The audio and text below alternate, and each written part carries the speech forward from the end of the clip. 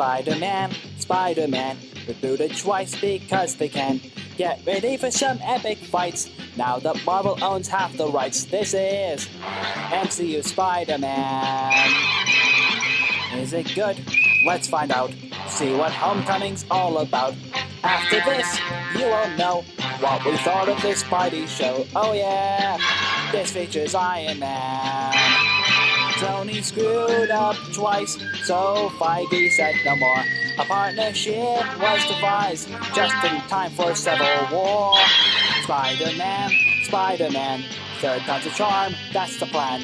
Tom Holland was unknown, now his name's in every home because Marvel and Sony teamed up, something we've only dreamed of. Welcome back, Spider-Man! Hi everyone, Sean and Colt here. Hello. From Page 20 Studios, and we're back for another Cinema or Skip. Unfortunately, as you may have noticed, Abby is not here this time around, but she will be back very soon. She can't go away for too long. So we're here now to talk about Spider-Man Homecoming, the 6th Spider-Man film, and the one thing that makes this film stand out is it's part of the MCU. Yeah, the first film of the MCU, so everyone wins. Yeah, there you go. So we are going to let you know what we thought about the film, give you the good points, the bad points, and then basically conclude whether you should go to the cinema to see this or skip and save yourself the time and money. And just a warning ahead, there will be spoilers. You can't get anywhere without spoilers. Yeah. So the film's been out for over a month now. Yeah. If you haven't seen it, where have you been? So where have we been? Where have we been? Yeah, we've only just recently we've been to see it now. But you know what? It's trying to find the time. Yeah. So yeah, I think what we'll do is, Colt, do you want to start us on the bad points? Because there's very few bad points about this film. It's actually basically something up. It is a good film. But there are some nitpicks that we feel we need to address. So Colt, take it away. Okay, well, one of the nitpicks I noticed in the films, like it was hard to try and find nitpicks, but there's one thing I noticed was Liz Allen, the love interest, which basically what she is basically in this film. Like, unlike the other previous ones, like maybe Mary Jane, this one she just felt like just the love interest for a drive for Peter Parker to achieve. Like there wasn't much to the character. It's like the actress was good. The actress was good, but there wasn't much to the characters. Like the bit where the Nationals, that was like a main drive, and then afterwards it didn't help as well that she was used as a plot device. Because there was a good twist that was revealed that she was the Vulture's daughter. Like, even I was like, holy crap, kind of thing. And it made more sense now to think about like the house is all made of glass. Like that explains the lovely house and all that. But there wasn't much to the character. Basically, it was a shame because the actress was alright. She played the role well, and as one of Peter Parker's many love interests in the comics. So it's nice to got a different one this time. So not Mary Jane, not Gwen Stacy. Although there is an MJ in this film, which we'll get to in a second. But that's pretty much it for like Liz Allen. That's what it is pretty much it. She just drives the plot forward, nothing else to me. Okay. The other one was like, there's a character, an actress in the film called, like, her name is Zendaya. That's what she's just called, Zendaya. I hope we pronounced that right. If we haven't. Zendaya, or I think it's Zendaya. Something like that. But yeah, before the film came out, no one knew what her role was. It was actually kept under wraps.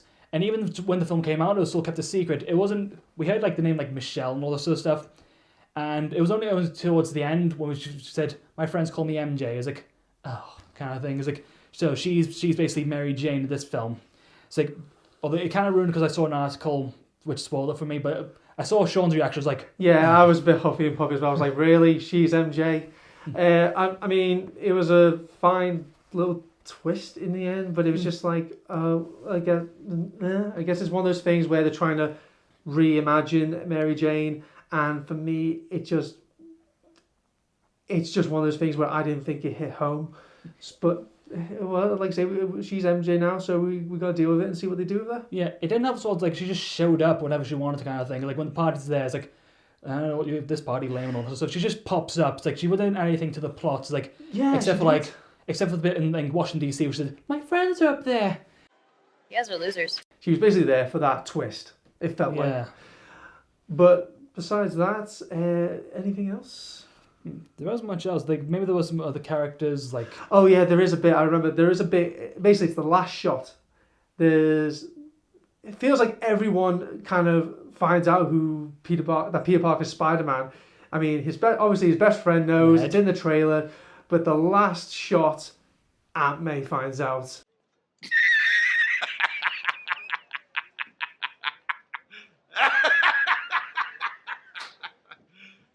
You serious? And for me, Aunt May is one of these characters who benefits from not knowing. She, as far as I'm aware, in the comic book, she never finds out. In the TV show, she never finds out. So I actually appreciated her not knowing because she gave good advice without actually knowing who he was. I mean, in the Tobey Maguire films, she was giving like heroic advice without knowing he was Spider-Man. I mean, there were little bits where I was like, does she know? And it feels like she kind of knows, but she's not going to tell him. But for me, Aunt May just shouldn't have been aware that Peter Parker is Spider-Man. Miss Brandt? Yes. Get me a violin. Sean, anything else you want to add to that? Do you want to face the music? Oh, yeah, the music. You know what? There's a point I've got to make about these Marvel films, which is, I'll probably get attacked for this, but I just feel like their scores, I'm not talking about their soundtracks, I'm not talking about Guardians of the Galaxy with its music selection, or any of the films that might pick a good soundtrack. I'm talking about the score. What I'm talking about is like the instrumentals. The instrumental music. You want prime examples? Danny Elfman's Batman, Hans Zimmer's Batman. You got John Williams' Superman. Iconic superhero themes, which stand the test of time. Now, Marvel has done it with the Avengers, and I think they had something with Thor.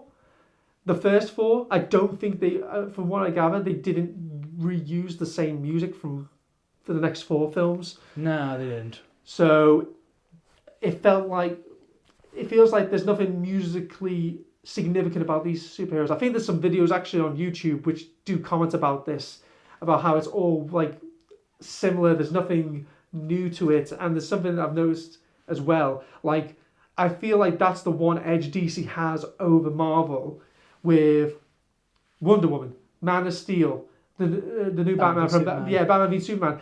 They have significant soundtracks. Wonder Woman's theme is becoming iconic. The Man of Steel, Hans Zimmer did brilliantly to match up to John Williams' score, and obviously you got the Nolan Batmans with Hans Zimmer's score, and you've got the new Batman theme for Ben Affleck. They're all significant, and they basically point out that they're here. The superheroes are here, and you know because the music hits. It's their music. Even the Tobey Maguire Spider-Mans, the Danny Elfman theme is brilliant. It's iconic for Spider-Man, and even the Amazing Spider-Man with Andrew Garfield and this Spider-Man didn't have a significant theme. It nearly did, because at the beginning they played the old Spider-Man theme. You know, as you heard in the intro, they actually played that in an orchestral way, and I thought, oh, they must be doing that as Spider-Man's theme, bringing that back. You heard it in the Marvel intro. You know, when the Marvel logo goes up, you heard it then, and then you never hear it again.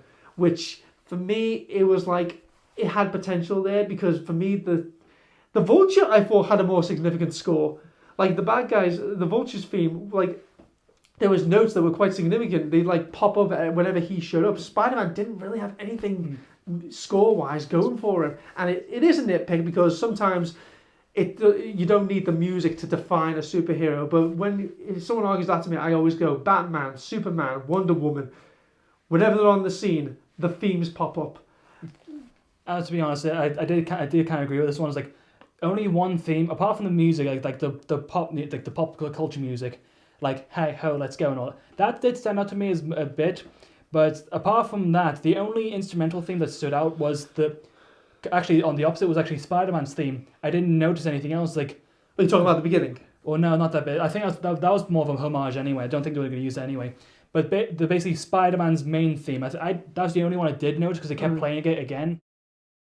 Well, that's the bitching out the way. Let's get to the pros. Yeah, so there's actually a lot of good things to say about this film.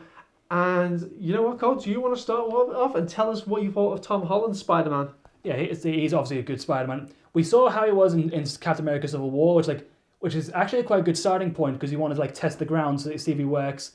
And yeah, he was quite good as a Spider-Man. It's he was young, he was energetic, he does his own stunts. Yeah, he does. I've seen videos where he's actually done the flips and everything. I was like, bloody hell. He just had the character. He's like the mix. Because like he has the nerdiness of Tobey Maguire, but he has the charm of Andrew Garfield. He's like the best blend, and he is basically as a teenager. That's another pro. He just exuberated energy. I'm not sure if that's the right word, but whatever. He radiates energy. Yeah. He radiates energy. He does get the scores good. It's like I actually did felt like genuine fear when he was like under the piles of rubble. That was like, oh, actually. Oh yeah, that for me was a defining moment for him when he was like buried under rubble and literally he was giving up, and then he sees the mask and he's like, and then he just like says, "Come on, Peter Parker," and then he goes, "Come on, Spider-Man," and he, whoosh, he's up. Yeah, he's good. Yeah, he was good. It's like like I said, he has that Spidey charm. Basically, that's he's good with action, good with effects. Well, you want to get to that one actually? Yeah, I mean the effects and the action were pretty good. I mean I heard in Civil War they basically the majority of Spider-Man's bits were all CGI, but you couldn't tell. It was really hard to tell what was CGI and what was not in this film, as well as Civil War. And the action was great. I mean, Spider-Man actually did a lot in this film. It wasn't a case of following Peter Parker and then basically occasionally getting Spider-Man. This was literally like Spider-Man felt like he was at least a co-star with Peter Parker in this one, because there has been films where literally the person behind the mask has taken center stage over the actual superhero. Yeah. So for this one, it felt like they coincided very well. And like I say, the significant action bit for me was the boat scene. You see in the trailer, basically the boat gets split in half and Spider-Man's trying to keep it together. You actually don't realize how tense that scene actually gets. I mean, there's a bit where he thinks he's actually done it and he thinks he's triumphed, and then everything goes wrong and he has to get back into it. And it was just a great scene. I think it was the standout scene for me. So besides that, I mean, what about the supporting cast? We talked about Tom Holland. What about the rest of the supporting cast? I know you mentioned like the actress who plays the love interest and MJ. MJ. Yeah. It's like they were quite good. It's like they obviously, it's like props, like despite the shortcomings, they did well. They filled the roles. Other supporting cast were quite good as well. Like it's like Peter Parker's best friend Ned. He was good as a fun role, and actually did help contribute to the plot. He helped Spider-Man a lot. Basically, he actually saved Spider-Man, which is a good thing. And he's like, as they say in the film, he's the man in the chair, which sort of helps him out. It's like Oracle the Batman, basically. Yeah. And other characters like Happy Hogan, he's like the disgruntled security guard. He felt like a babysitter. And like that was quite funny. He's like, because we hadn't seen Happy Hogan since Iron Man 3, basically. Yeah, no, we hadn't. I was really glad he actually came back. I missed him. Yeah, it's like we're happy with Happy. And Tony Stark is like, I thought he'd be in this film a lot more, but I think they used the right amount of Tony Stark, basically, because like even though he has like a mentor, that's all he is. He's just a mentor. He's not like a helicopter parent kind of thing. He shows up when he needs to be. This is Spider-Man's film, not Iron Man, not Spider-Man and Iron Man. But he just shows up when he needs to be. And some of the villains are good as well, like the Shockers, like, which is good because they're using the villains that we haven't seen yet. So like, no Green Goblin, yay! Now because surprisingly, Spider-Man has a lot of villains, and now we see a lot more villains this time around. Yeah. Speaking of which. Yeah, I'm about to say one of the significant things for me was Michael Keaton as the Vulture. I knew he was going to stand out in this film, and he did. He nearly overshadowed Tom Holland. In fact, I think in some scenes he did. But one of the things I liked about him as a villain is actually he's got justification for his actions. His backstory is he helped clean. He was contracted to clean up the stuff that went on in Avengers, but then he gets taken. The government takes over, and because of that, he's basically out of a job and basically has no way to support his family.